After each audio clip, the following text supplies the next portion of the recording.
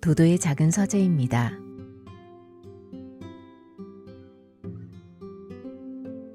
오늘 여러분과 함께할 책은 에드거 앨런 포, 아서 코난 도일에 이어 추리소설의 황금시대를 장식한 미국의 베스트셀러 작가 반다인의 카나리아 살인사건입니다.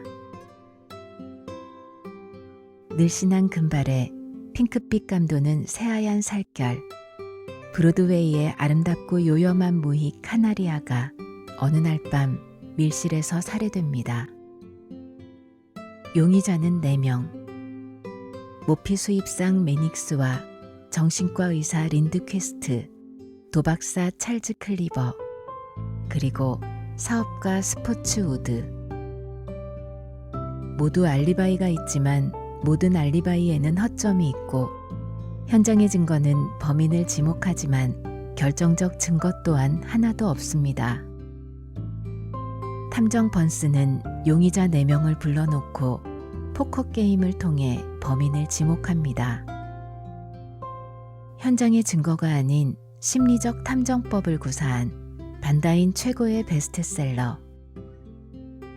과연 카나리아를 살해한 범인은 누구일까요? 그리고 그는 어떻게 범인을 찾아낼 수 있었을까요? 오늘 여러분과 함께 읽을 부분은 카나리아 살인 사건의 발생 경위와 카나리아가 살해된 밀실에서 형사부장 히스와 뉴욕 지방검사 맥컴, 그리고 탐정 번스가 모여 사건을 추리해 나가기 시작하는 도입부입니다.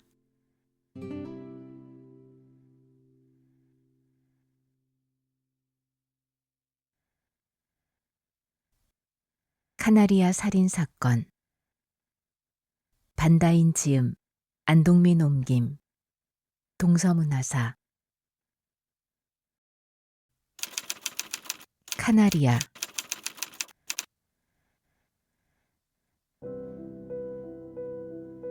센터거리의 경찰본부 건물 3층에 있는 뉴욕 경찰국 형사부 살인과 사무실에 커다란 강철제 서류 보관함이 있고 그 속에 같은 빛깔인 몇만 장의 카드에 섞여 작은 녹색 카드가 한 장 있는데 그 카드에는 마거리트 오델, 서 71블록 184번지, 9월 10일, 살인, 오후 11시쯤 교살, 방안이 마구 어질러지고 보석류를 도둑맞음, 시체는 하녀 에이미 깁슨에 의해 발견됨 이라고 쓰여져 있다.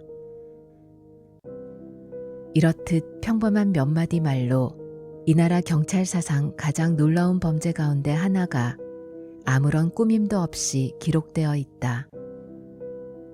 이 범죄는 모순투성이고 애매모호하며 교묘하기 짝이 없어 경찰과 지방검사국의 가장 뛰어난 두뇌를 동원시켰는데도 며칠이 지나도록 어디부터 손대야 할지 도무지 알 수 없을 정도였다.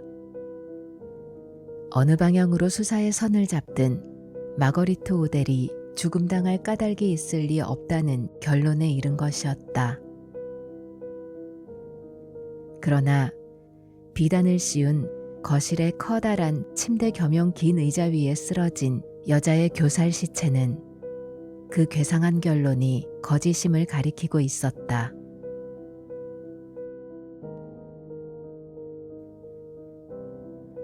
마거리트 오델은 브로드웨이의 방종한 화류계 사회가 낳은 산물로 순간적 활락의 야하고 요염한 로맨스의 화려한 전형적인 존재였다.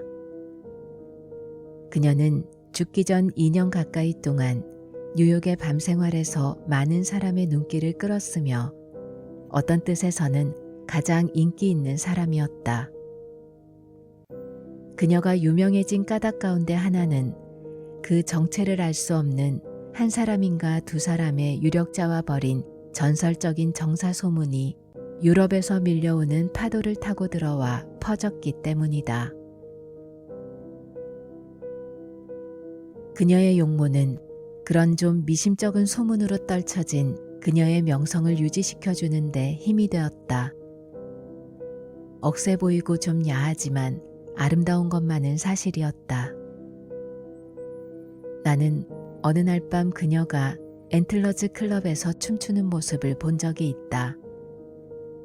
그때 나는 그녀가 타산적이고 욕심 많아 보이는 용모에도 불구하고 뛰어나게 아름답다는 인상을 받았다. 보통 키의 날씬한 몸매로 암사자 같은 우아함을 지녔다. 좀 도도해 보이는 태도는 거만스럽게 여겨지기조차 했다. 아마도 그 소문난 지체 높은 유럽 신사와의 교제 때문이리라. 전통적인 바람기 있는 여자의 통통한 빨간 입술에 로제티의 축복받은 소녀 같은 시원스러운 몽구스 눈을 하고 있었다. 그 얼굴에는 어느 시대의 화가든 영원한 막달라 마리아를 그리려고 할 때 반드시 표현하는 관능적인 유혹과 정신적인 투시력이 기묘하게 합치된 게 있었다. 그 얼굴은 남자의 정열을 지배하고 그 정신을 정복하여 무모한 행동으로 치닫게 하는 형이었다. 마거리트 오델은 여자들이 저마다 갖가지 새로 분장하고 나오는 폴리즈 극장의 화려한 발레극에서 맡은 역할 때문에 카나리아라는 별명을 받았다. 그녀는 카나리아로 분장하고 나왔던 것이다. 하얀과 노랑 세틴 의상은 눈부시게 빛나는 금발이며 핑크빛 감도는 새하얀 살결과 어우러져 관객의 눈에 뛰어나게 매력적인 여자로 비쳤다. 2주일도 채 안 되어 신문기사는 크게 칭찬하고 관객들은 온통 그녀에게 박수갈채를 퍼부어 새해 발레는 카나리아의 발레로 이름이 바뀌었다. 그리하여 오델 양은 주연무의가 되었으며 그녀의 매력과 재능을 특별히 나타내 보이기 위해 그녀 혼자 추는 월츠와 노래가 프로에 끼워졌다. 그녀는 그 시즌이 끝나자 폴리즈를 나왔다. 그리고 그 뒤 브로드웨이의 밤생활 활락경에서 화려한 생활을 보내는 동안 사람들은 정답게 카나리아라고 불렀다. 그리하여 그녀가 자기 아파트에서 무참하게도 교살된 시체로 발견되었을 때 사건은 눈 깜짝할 사이 온 세상에 알려졌으며 그 뒤 그것은 카나리아 살인 사건이라고 불리게 되었다.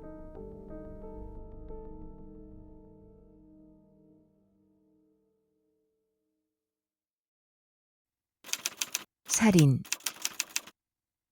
9월 11일 화요일 오전 8시 30분 마거리트 오델의 아파트는 꽤 넓은 두 개의 방이 나란히 이어지고 그 사이로 난 넓은 아치형 문에 육중한 다마스커스 직휘장이 드리워져 있었다. 복도 쪽 문은 너비 240cm에 길이 120cm쯤 되는 작은 직사각형 대기실로 통하고 그 구석에 난 베네치아 유리문을 지나 거실로 들어가게 되어 있었다. 그 밖에는 문이 없어서 침실로 들어가려면 거실에서 아치형 문을 지나는 수밖에 없었다.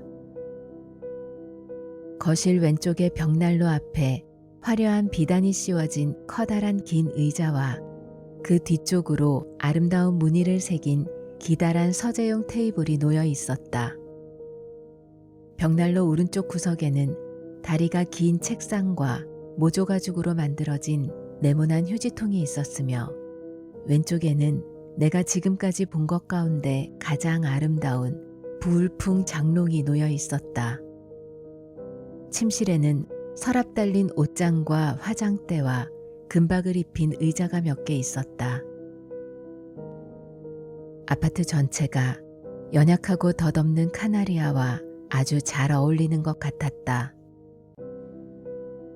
거실로 한 발자국 들여놓고 빙 둘러보는 순간 우리의 눈에 거의 파괴에 가까운 광경이 뛰어들어왔다. 방은 누군가의 손에 의해 급히 휘저어진 듯 놀랄 만큼 난잡하게 어질러져 있었다. 모런 총경이 비평했다. 그다지 재치 있는 수법이었다고 할 수는 없군요. 히스가 씁쓸하게 말했다. 다이너마이트로 방을 폭발시키지 않은 것만도 고마워해야 할 정도로군요. 그러나 우리의 눈길을 끈 것은 그 난잡함이 아니었다. 우리의 눈은 순식간에 죽은 여자의 시체로 끌려가 그대로 못 박히고 말았다. 시체는 부자연스러운 자세로 벽난로와 가까운 긴 의자 한쪽 구석에 기대듯 누워 있었다. 머리는 긴 의자 등받이에서 억지로 비틀려진 듯한 형태로 천장을 보고 있었다. 흩어져 내린 머리카락은 머리 아랫부분부터 드러난 어깨에 걸쳐 얼어붙은 황금 액체의 폭포처럼 늘어져 있었다. 얼굴은 무참하게 죽음을 당한 탓으로 일그러져 차마 바라볼 수가 없었다. 피부는 윤기가 없으며 눈은 크게 뜨여지고 입술은 쩍 벌어진 채 옥죄어져 있었다. 목에는 양쪽 갑상연골에 거무스름하고 보기 흉한 상처 자국이 나 있었다.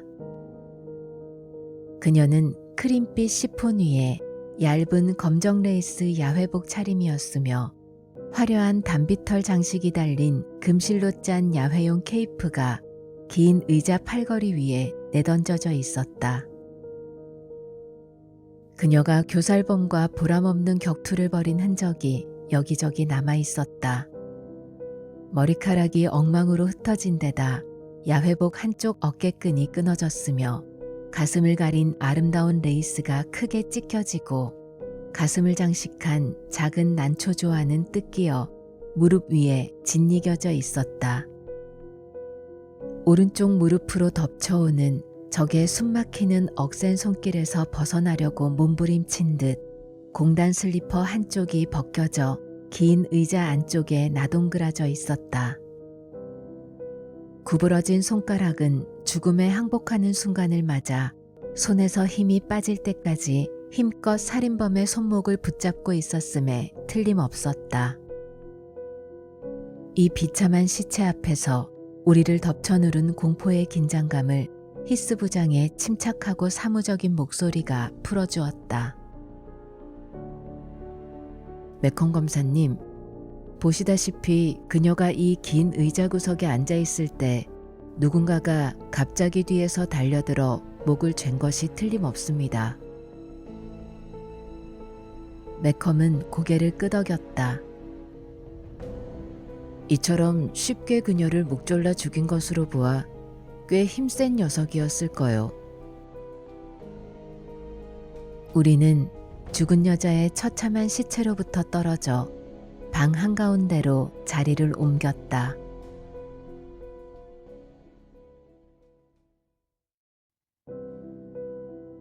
두 개의 방은 그야말로 철저하게 휘저어져 있었다. 옷이며 온갖 물건들이 바닥에 잔뜩 흩어져 있었다. 의상용 벽장은 둘 다 문이 열려 있었는데 침실의 벽장이 더 어질러진 것으로 보아 몹시 서두르며 뒤진 듯 했으나 거실의 벽장은 잘 쓰지 않는 물건들을 넣어두었는지 그다지 흩어져 있지 않았다. 화장대 서랍과 옷상자는 속에 든 물건이 얼마쯤 바닥에 꺼내어져 있었다. 침대 시트는 벗겨지고 매트리스는 뒤집혀져 있었다. 의자 두 개와 작은 테이블이 쓰러져 있고 꽃병이 몇 개 깨어져 있었는데 찾아보다가 실망한 나머지 화가 나서 내동댕이 친 것 같았다.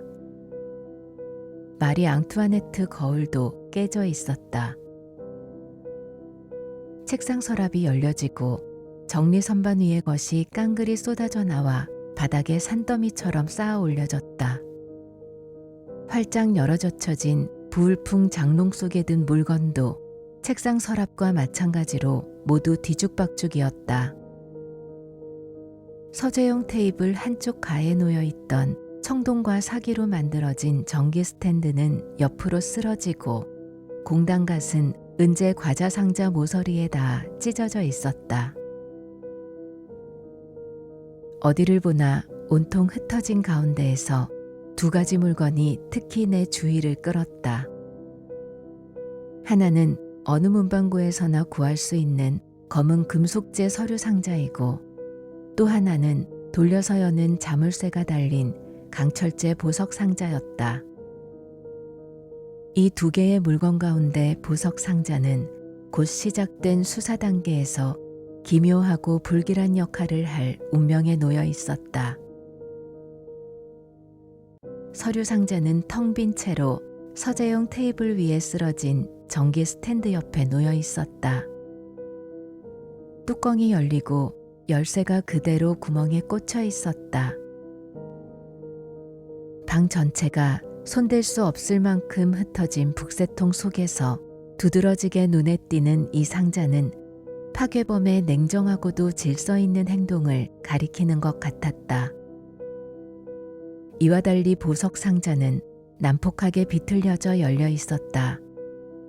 굉장한 지뢰의 힘으로 억지로 연 듯 이상한 모양으로 찌그러진 채 침대 화장대 위에 내동댕이 쳐져 있었다. 그 옆에는 거실에서 가져온 듯한 노쇠자루가 달린 부젓가락이 뒹굴고 있었다. 끌 대신 써서 자물쇠를 비틀어 연 게 틀림없었다. 번스는 우리가 방 안을 둘러보는 동안 건성으로 여러 가지 물건을 훑어보고 있었다. 그러나 화장대 쪽으로 가자 문득 멈춰서더니 외눈 안경을 꺼내 찬찬히 조정한 다음 찌그러진 보석 상자를 들여다보았다. 이거 참 놀랍군. 번스는 연필로 그 뚜껑 가장자리를 가볍게 두드려 보았다. 부장, 이것을 어떻게 생각하오? 히스는 화장대를 들여다보는 번스의 모습을 가늘게 뜬 눈으로 바라보았다. 그리고 되물었다. 번스 씨, 당신은 무엇을 생각합니까? 번스는 선뜻 대답했다. 당신이 상상하는 이상의 것이요. 그런데 아까부터 나는 이 강철 보석 상자가 도무지 부젓가락 같은 것으로 열렸을 리는 없다는 생각을 하고 있었소. 그렇지 않소? 히스는 고개를 끄덕였다. 당신도 그 점을 알아차렸군요. 정말 그 말이 맞습니다. 저 부젓가락으로는 상자를 조금 찌그러뜨릴 수는 있을지 모르지만 결코 자물쇠를 뜯을 수는 없었을 것입니다. 번스는 다시 한참 동안 보석 상자를 살펴보더니 이윽고 도무지 납득되지 않는 듯 눈살을 찌푸리고 그 자리를 떠나며 말했다. 틀림없이 어젯밤 여기서 굉장히 기묘한 일이 일어났던 듯 싶소.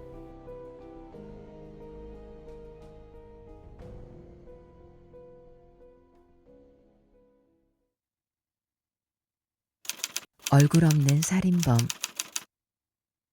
9월 11일 화요일 오전 11시 45분.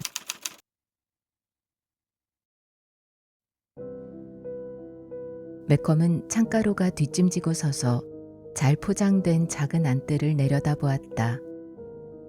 그는 몇 분 뒤 천천히 돌아다보며 말했다.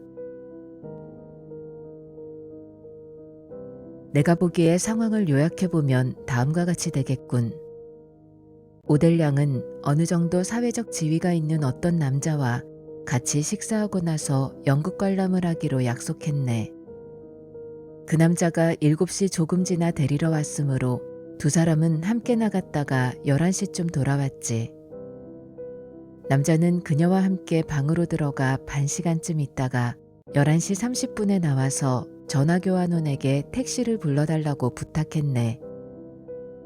택시를 기다리고 있을 때 그녀가 비명을 지르며 도움을 청하여 남자가 달려가서 왜 그러느냐고 묻자 그녀는 아무 일도 아니니까 돌아가라고 말했네. 택시가 왔으므로 남자는 돌아갔지. 그리고 10분쯤 뒤 외부에서 누군가가 그녀에게 전화를 걸었는데 그녀의 방에서 남자 목소리가 전화를 받았네. 그리고 오늘 아침 그녀는 교살 시체로 발견되었고 방 안은 온통 휘저어져 있었네. 그런데 어제 저녁 그녀와 함께 식사한 남자가 돌아왔을 때 이 방 어딘가에 다른 남자가 또 있었으며 데려다준 남자가 이 방에서 나간 다음에도 그녀가 살아 있었던 것이 틀림없으니 우리는 미리부터 방 안에 숨어 있었던 남자가 그녀를 죽인 범인이라고 결론 내릴 수밖에 없네. 번스가 말했다. 어쨌든 꽤 재밌군. 이 추정 사실에 얽힌 상황 가운데 특히 유의해야 할 점은 다음과 같네. 7시. 한효가 돌아간 시간에는 이 방에 아무도 숨어 있지 않았네. 따라서 살인범은 그 뒤에 이 방으로 몰래 숨어 들어온 셈인데 우선 뒷문을 생각해 봐야겠지.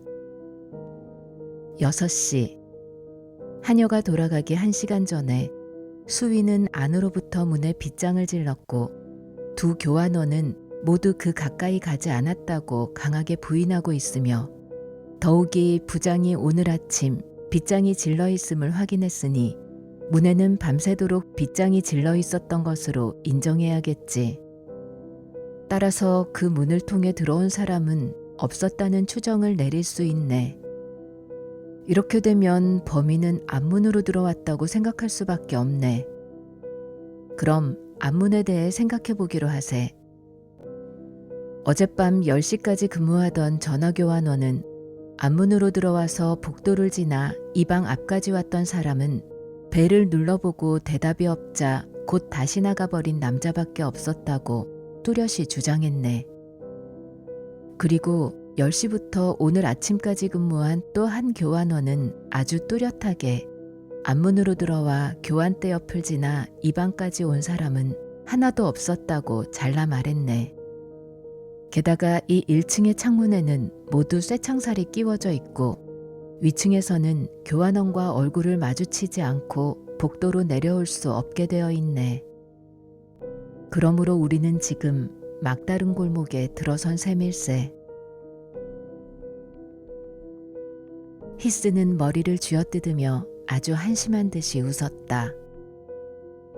아무래도 앞뒤를 맞출 수가 없습니다, 검사님.